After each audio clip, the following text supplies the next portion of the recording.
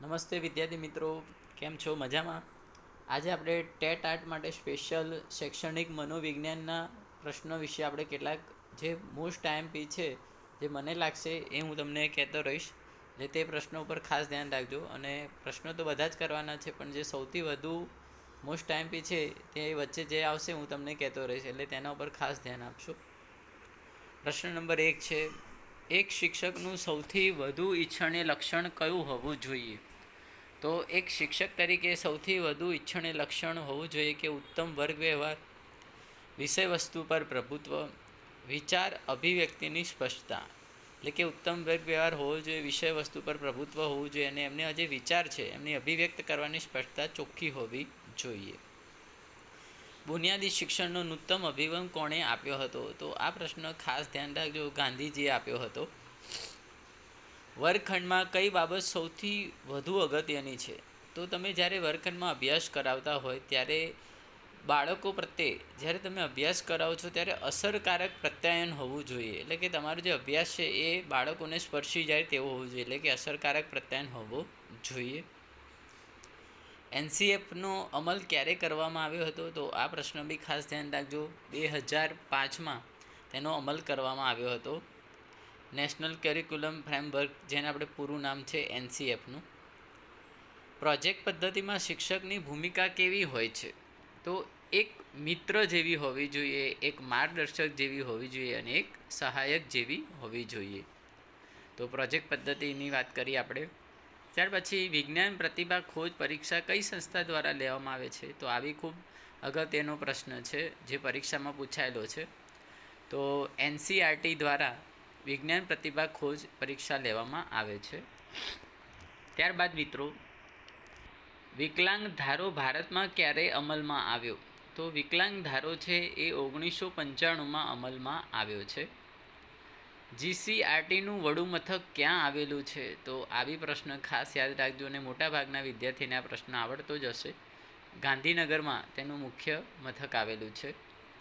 ગુજરાતમાં કેટલી ડાયટ આવેલી છે? ડિસ્ટ્રિક્ટ એજ્યુકેશન જે સંસ્થા છે જે તાલીમ આપે છે તે 26 છે. ગુજરાતમાં કેટલી છે? ડાયટ 26. એજ્યુકેશન શબ્દ કઈ ભાષામાંથી ઉતરી આવ્યો છે? તો તે લેટિન ભાષાનો શબ્દ છે. કઈ ભાષામાંથી ઉતરી આવ્યો છે? લેટિન. પ્રજ્ઞા, પ્રજ્ઞાનો અર્થ થાય છે પ્રવૃત્તિલક્ષી જ્ઞાન, જે 1 થી 5માં આપવામાં આવે છે. માહિતી મેળવનારનો અધિકાર આરટીઆઈ 2005 તરીકે ઓળખાય છે, અને શિક્ષણ મેળવવાનો અધિકાર આરટીઈ રાઇટ ટુ એજ્યુકેશન 2009 તરીકે ઓળખાય છે. ગુજરાત શૈક્ષણિક સંશોધન અને તાલીમ પરિષદ, જેને આપણે પૂરું નામ છે જીસીઆરટી, એટલે કે આપણે જીસીઆરટીને કયા નામથી ઓળખીએ છીએ? તો ગુજરાત શૈક્ષણિક સંશોધન અને તાલીમ પરિષદ. આ ગુજરાતીમાં નામ છે, ખાસ યાદ રાખજો મિત્રો. ઘણીવાર આપણને ઇંગ્લિશ નામ ખબર હોય, પરંતુ ગુજરાતીમાં નામ પૂરું અર્થ ખબર પડતી નથી. ગુજરાત રાજ્ય શાળા પાઠ્યપુસ્તક મંડળ. તો હવે જે ગુજરાત રાજ્ય શાળા પાઠ્યપુસ્તક મંડળ છે એ કઈ જગ્યાએ આપણે આવેલું છે? તો તે ગાંધીનગરમાં આવેલું છે. કઈ જગ્યાએ છે? ગાંધીનગરમાં. ખાસ યાદ રાખજો. ગુજરાત રાજ્ય પરીક્ષા બોર્ડ કઈ જગ્યાએ જોવા મળે છે? તો આપણે જે એસઈબી સેકન્ડરી એજ્યુકેશન બોર્ડ તરીકે ઓળખાય છે તે પણ ગાંધીનગરમાં જોવા મળે છે. પરંતુ આવા પ્રશ્નો ખાસ પૂછાતા નથી, પરંતુ જાણકારી હોવી જોઈએ. ગુજરાત પ્રાથમિક શિક્ષણ અધિનિયમ ક્યારે આવ્યો હતો? તો 1947માં. તો આ ખાસ યાદ રાખજો. ગુજરાત પ્રાથમિક શિક્ષણનો નિયમ ક્યારે આવ્યો હતો? તો 1949માં. ગુજરાત શૈક્ષણિક સંસ્થાઓનો અધિનિયમ, જેને આપણે 1984 તરીકે ઓળખીએ છીએ.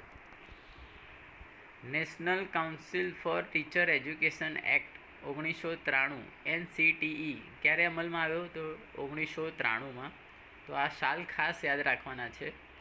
ત્યાર પછી ખાસ મોસ્ટ આઈએમપી, કયા પંચે આપણને મૂલ્યાંકન પદ્ધતિ આપી છે? તો પરીક્ષામાં આ પ્રશ્ન આવી શકે છે. તો કોઠારી પંચ દ્વારા મૂલ્યાંકન પદ્ધતિ આપવામાં આવી છે. ત્યાર પછી શાળા અને ઘર વચ્ચે કોઈ તફાવત ન હોવો જોઈએ એવો વિચાર કોને આપ્યો હતો? તો આ વિચાર જે વ્યાખ્યા સ્વરૂપે છે તે રૂસોએ આપ્યો હતો.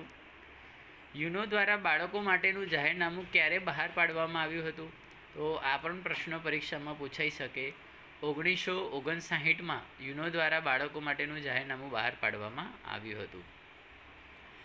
ચાઇલ્ડ બિહેવિયર એન્ડ ડેવલપમેન્ટ પુસ્તક કોણે લખ્યું હતું? તો અહીંયા ફુપ્પુસ્વામી તરીકે ઓળખાતા જે લેખક છે જેને આ ચાઇલ્ડ બિહેવિયર એન્ડ ડેવલપમેન્ટ પુસ્તક લખ્યું હતું. તો અહીંયા તમે કદાચ આવો બી પ્રશ્ન પરીક્ષામાં આવી શકે તો ધ્યાન રાખજો. ત્યાર પછી મિત્રો આગળ પત્રક બી એટલે કયું પત્રક તરીકે ઓળખાય છે? તો ઘણીવાર પરીક્ષામાં પત્રકો વિશે પૂછાતું હોય છે. તો પત્રક બી એટલે યાદ રાખજો, વ્યક્તિત્વ વિકાસ પત્રક તરીકે ઓળખાય છે. આગળ બી કદાચ નવા લેક્ચર જે આપણે આવશે તેમાં પત્રકો વિશે આવશે, પરંતુ અત્યારે પત્રક બી વિશે ખાસ યાદ રાખવાનું છે. STPની તાલીમ આપનારને શું કહે છે? તેને આપણે બાળ મિત્ર તરીકે ઓળખીએ છીએ. હવે આ પ્રશ્ન તો બધાને આવડતો જ હોવો જોઈએ કે SMCમાં કેટલા સભ્યો વિદ્યાર્થીના વાલીઓ હોય છે? તો SMCમાં ટોટલ 12 સભ્યો હોય છે, જેમાં 9 સભ્યો વિદ્યાર્થીના વાલી જોવા મળે છે. રિસોર્સ રૂમ પર કયો દસ્તાવેજ નિભાવવાનો હોય છે? તો રિસોર્સ રૂમ પર મિનિટ બુક નામનો દસ્તાવેજ નિભાવવાનો હોય છે. ત્યાર પછી પ્રાર્થના સભામાં નીચેનાથી કઈ બાબત સમાવિષ્ટ છે? તો આજનું ગુલાબ પ્રાર્થના સભામાં સમાવેશ છે. એડેપ્ટ્સમાં શિક્ષણ કાર્યક્રમ એ કયા કાર્યક્રમ પછીનો કાર્યક્રમ છે? તો પરફોર્મન્સ પછીનો કાર્યક્રમ છે. રાષ્ટ્રીય અભ્યાસક્રમ પરિચર્ચા NCF, જેને આપણે 2005 તરીકે ઓળખીએ છીએ, એટલે ગુજરાતીમાં નામ પૂછાય તો રાષ્ટ્રીય અભ્યાસક્રમ પરિચર્ચા જે NCF તરીકે ઓળખાય છે. નેશનલ કેરિક્યુલમ ફ્રેમવર્ક જે ઇંગ્લિશમાં તરીકે ઓળખાય છે, એનું ફૂલ ફોર્મ છે, જે 2005માં અમલમાં આવ્યું હતું. National council of education research and training, જેને પૂરું નામ છે NCERTનું, તે કદાચ ઇંગ્લિશમાં પૂછાય તો આ રીતે આપણે યાદ રાખવાનું છે. ત્યાર પછી CBSEનું પૂરું નામ પૂછે તો કેન્દ્રીય માધ્યમિક શિક્ષણ બોર્ડ. તો અહીંયા આપણે ગુજરાતીમાં CBSEનું નામ આપેલું છે. ત્યાર પછી CCEનું પૂરું ફોર્મ પૂછે તો સતત અને સર્વગ્રાહી મૂલ્યાંકન. સ્કૂલ મેનેજમેન્ટ કમિટી અને આનુષંગિક તમામ બાબતો જે SMC તરીકે ઓળખાય છે. સ્કૂલ મેનેજમેન્ટ કમિટી, જેને આપણે SMC વિશે શોર્ટ ફોર્મ છે SMC, સ્કૂલ મેનેજમેન્ટ કમિટીનું, ઘણાને ખબર હોતી નથી. Indian institute of teacher education IITE તરીકે ઓળખાય છે. કેન્દ્રીય સલાહકાર બોર્ડ, તો અહીંયા CAB જે CAB તરીકે ઓળખાય છે.